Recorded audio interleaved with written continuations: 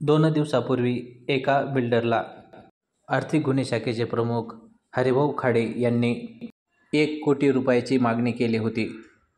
तडजोडी अंती 30 लाख रुपयात त्यांचा व्यवहार ठरला होता. त्याचेच टोकन रक्कम ही 5 लाख रुपये घेताना शहरातील मौजकर टेक्सटाईलचे कुशल जैन यांना रंगेहात पकडण्यात आले आहे. त्यांनी ही लाच हरिभाऊ खाडे व जाधवर यांच्या सांगण्यावरून घेतल्याचे त्यांनी यावेळी सांगितले आहे. सध्या हे दोन्ही आरोपी फरार असून या तिघांविरुद्ध गुन्हा दाखल करण्यात आलेला आहे.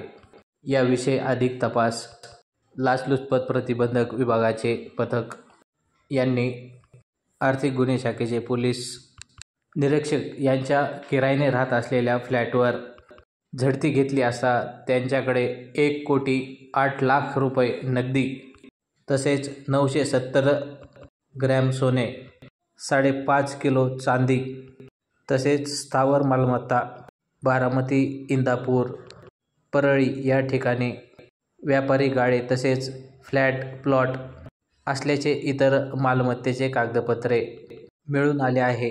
हे सर्व मुद्देमाल पंचासमक्ष जप्त करून ताब्यात घेण्यात आले आहे. तसेच खाडे यांचे सहकारी सहाय्यक फौजदार RB जाधव यांच्या घरातून तब्बल 25 तोळे सोने सापडले आहे. तसेच 18,000 रुपये एवढी रक्कम मिळालेली आहे. सध्या हे दोघे फरार झाले असून त्यांच्या विरोधात गुन्हा दाखल करण्यात आलेला आहे.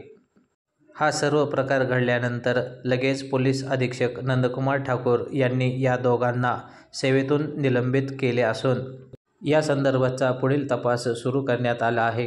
त्यांच्यावर शहर पोलीस स्टेशन येथे गुन्हा दाखल करण्यात आला आहे.